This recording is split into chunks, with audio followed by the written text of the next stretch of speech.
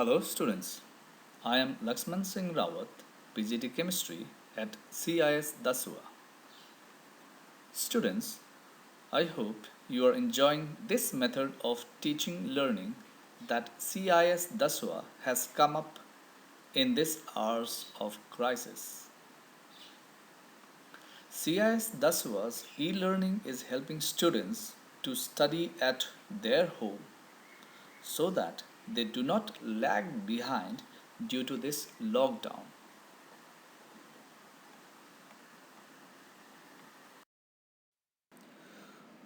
We will continue with our chapter, The Structure of Atom.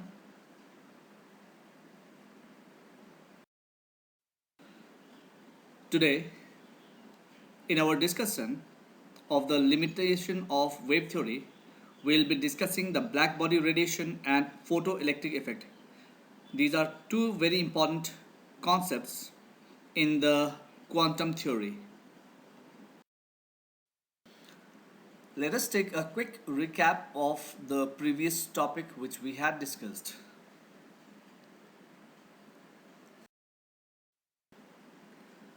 Now let us discuss Planck's quantum theory in detail.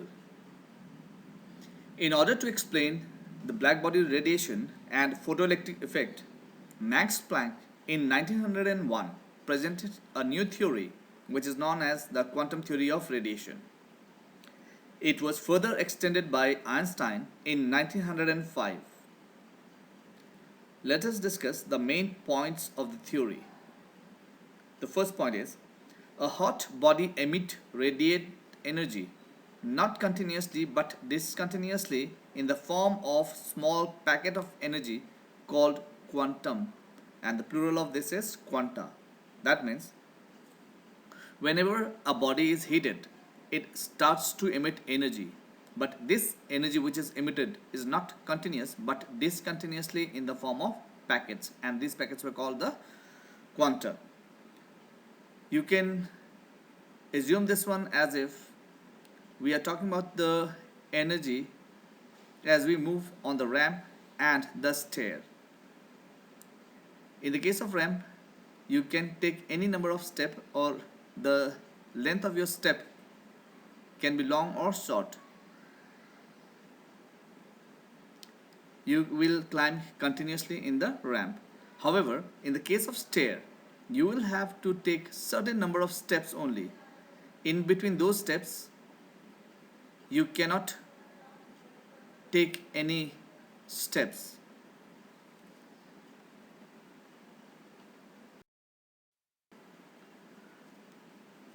The energy associated with each quantum is directly proportional to the frequency of radiation. That is, E is proportional to nu, or E is equal to h nu, where h is a constant known as the Planck's constant. Its numerical value is 6.624 into 10 inverse 27 erg second, or it is equal to 6.626 into 10 inverse 34 joule second. Here, the energy is correlated with frequency of radiation, which was not the case in the case of the electromagnetic radiation.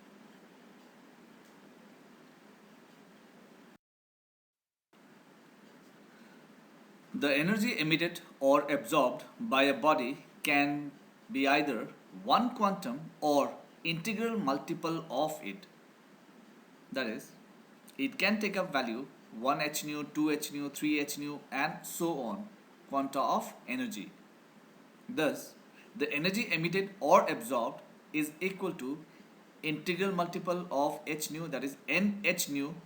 Since nu equal to c upon lambda, we can write this equation as nhc upon lambda, where n can take up the values 1, 2, 3, 4, etc.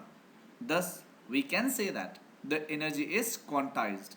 That is, the energy is emitted or absorbed in fixed quantum of value. That is, they cannot be absorbed or emitted continuously.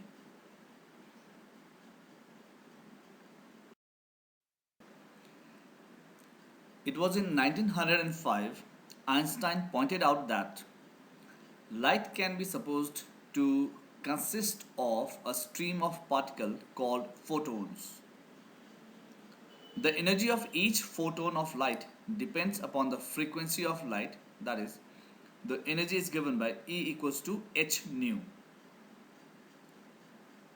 The energy is also related according to Einstein as E equal to mc square, where m is the mass of photon. So when we say E equals to h nu, we are talking about the wave nature of light. And when we say E equal to mc square, we are talking about the particle nature of light. Thus, it was pointed out that light has waves as well as particle characteristic. That is, the light has dual nature. One Einstein is equal to energy of one mole quanta, that is energy of Avogadro number of quanta, and that is equal to Na, Avogadro number of h nu. Nu can be written as c upon lambda, thus the equation can be written as NaHc upon lambda. This is the energy, one Einstein is the energy of one mole of quanta.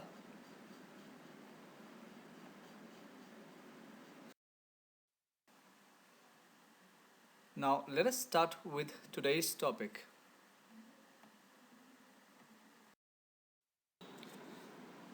First of all, let us discuss the limitation of wave theory. The wave theory was successful in explaining many properties of electromagnetic radiations like diffraction, interference, reflection, etc. But it failed to explain the following facts. The first one was the black body radiation, then photoelectric effect, and also the line spectra of the atoms, especially that of hydrogen. This could not be explained by the wave theory.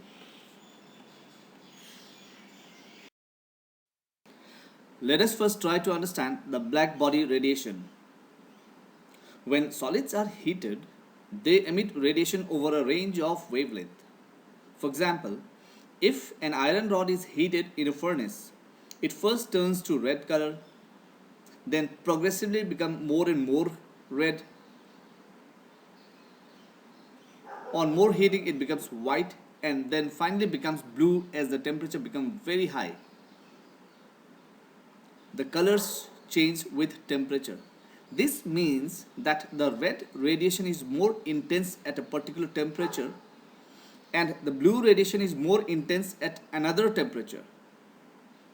This means intensities of radiations of different wavelengths emitted by hot body depends upon its temperature.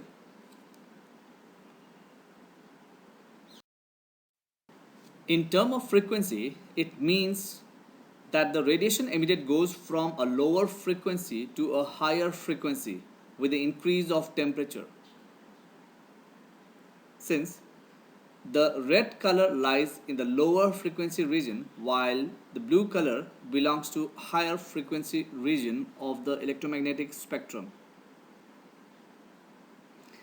According to the electromagnetic wave theory, the energy is absorbed or emitted continuously and the energy of radiation is proportional to the intensity, that is square of amplitude, and it is independent of frequency and wavelength of radiation. Thus, according to this, a body should emit radiation of same wavelength or color with intensity increasing with increasing temperature. That means first it should become dull color, then little bit brighter red. It should remain red only, but the intensity becoming more brighter with temperature. However, the color changes. However, the frequency of emitted radiation changes with temperature of the body.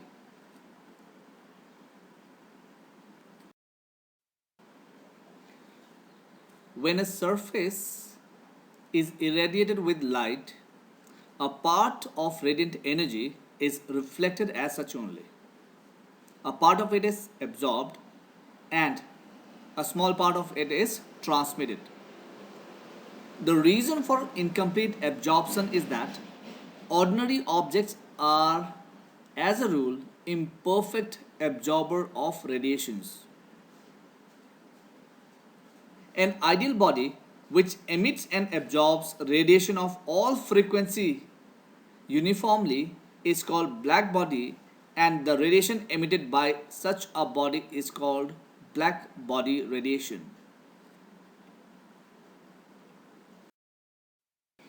The amount of the light emitted or the intensity of radiation from a black body and its spectral distribution depends only on its temperature. At a given temperature, the intensity of radiation emitted increases with increase of wavelength, reaches a maximum value at a given wavelength, and then starts decreasing with further increase of wavelength. This is true for any given temperature, as you will notice in the figure. With the increase of wavelength, the intensity of the radiation emitted increases, it reaches a maxima, and after which it starts to fall. And corresponding to this maxima, at different temperature, different colors are observed. Also, as the temperature increases, the maxima of the curve shifts to shorter wavelength. You will notice that as we are moving from 3000, 4000, 5000 to 6000, increase of temperature is there. You will notice that the maxima is shifting toward the lower or shorter wavelength, and corresponding to this maxima, different colors will be observed. That means with the change of color, with the change of temperature, the color also changes as the maxima is shifting from the higher wavelength to the shorter wavelength.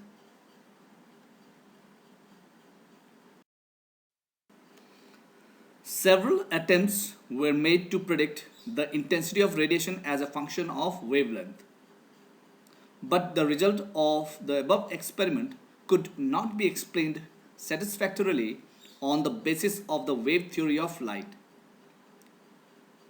Since in that case, the intensity was proportional to the amplitude square, that means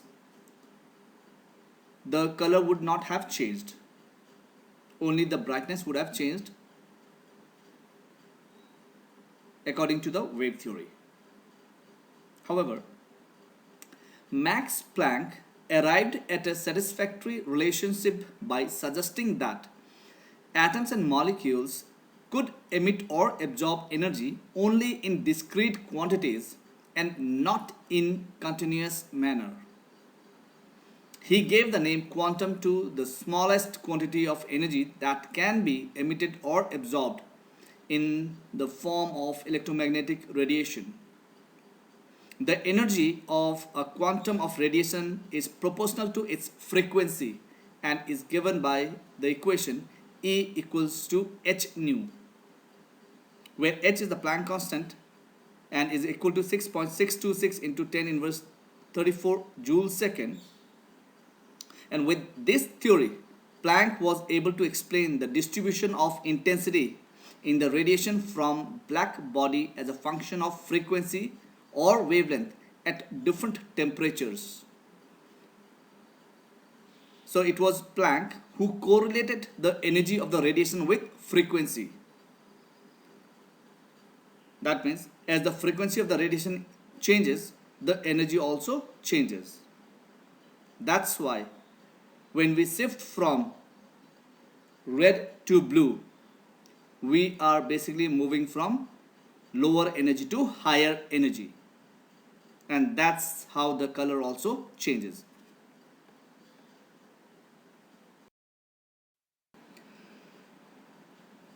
Let us try to understand photoelectric effect. In 1887, Henry Hertz gave these phenomena. Electrons were ejected when certain metals with low ionization energy were exposed to beam of light. This phenomena is called photoelectric effect, and the liberating electrons are known as photoelectron. The experimental setup is given here. We have got two electrodes, one is the detector, another is the metal surface connected to the source of power.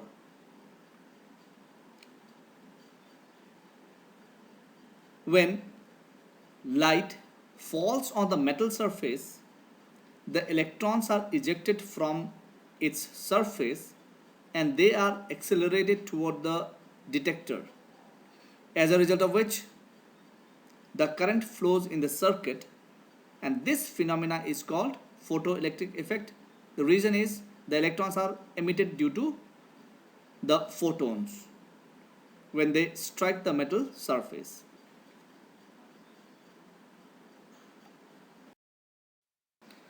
When light of suitable frequency, called the threshold frequency, falls on a metal surface, electrons are ejected from it, and this is called photoelectric effect.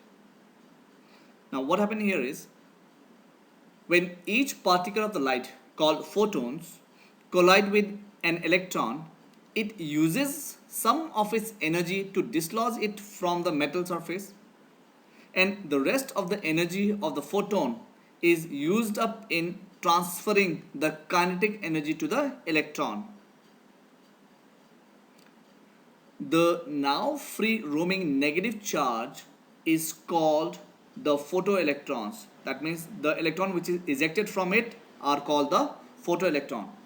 Remember, when light falls on the metal surface, a part of the energy is used up in removing the electron from its surface, and rest of the energy is utilized in giving it the kinetic energy. So more is the energy of the incident radiation, more will be the kinetic energy.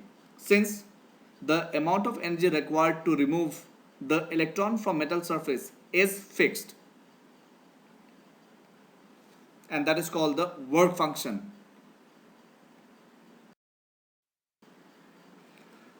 The results observed in this experiment were: the electrons are ejected from the metal surface as soon as the beam of light strikes the surface. There is no time lag between the incidence of the light and the ejection of electron. The number of electrons ejected is proportional to the intensity or brightness of the light. So more the energy packets fall on the metal surface, more will be the ejection of electron. For each metal, there is a minimum frequency called nu zero, known as the threshold frequency, which is required for the electrons to be ejected. Or there is a maximum wavelength known as the threshold wavelength that is required for an electron to be ejected.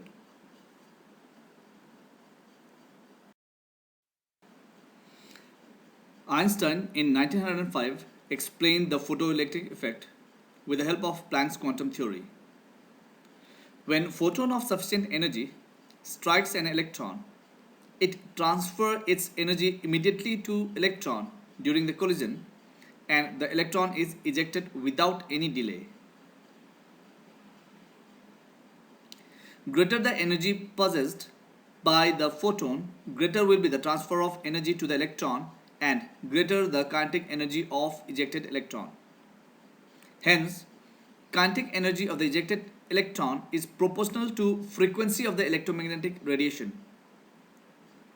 Since the striking photon has energy equal to h nu, and the minimum energy required to eject the electron is h nu 0 or h nu naught, also called the work function W0, then the difference in energy, that is h nu minus h nu 0, is transferred as the kinetic energy to the photoelectrons.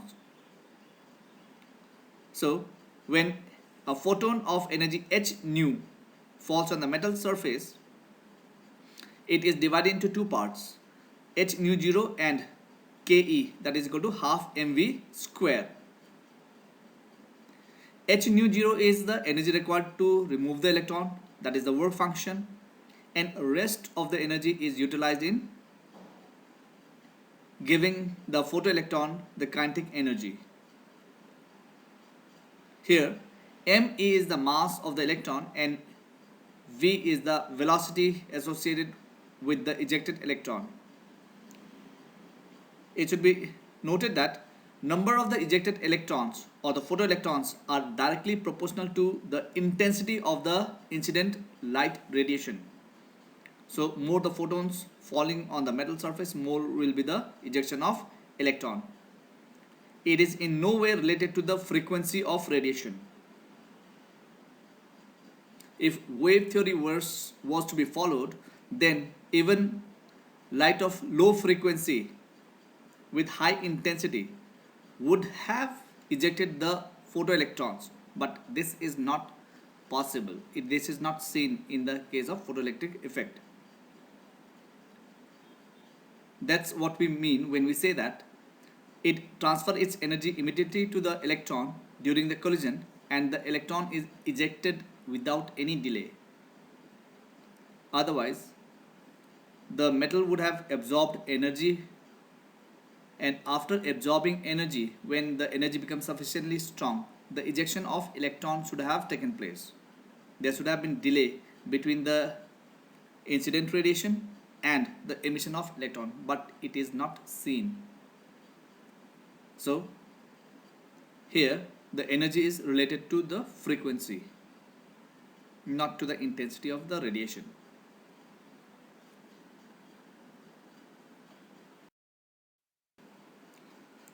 Since we have h nu equal to h nu naught plus Ke, that is the energy of the incident radiation h nu equals to h nu naught, that is the work function, that is the minimum energy required to remove the electron, plus Ke, that is the energy, kinetic energy imparted to the photoelectron which is emitted.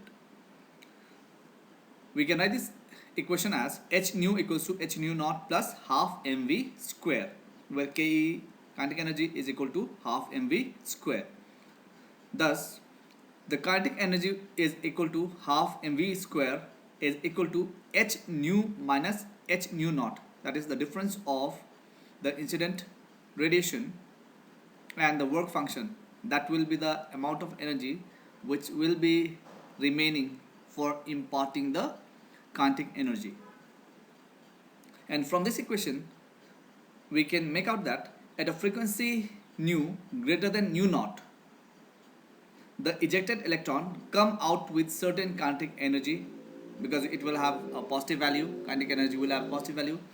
If the frequency of nu is less than nu naught, the electron cannot be ejected, because h nu minus nu naught will come out to be negative. And if we have nu is equal to nu naught, that means frequency of incident radiation is equal to the threshold frequency, then the ejected electron come out without any kinetic energy. This is all we have for today. Thank you.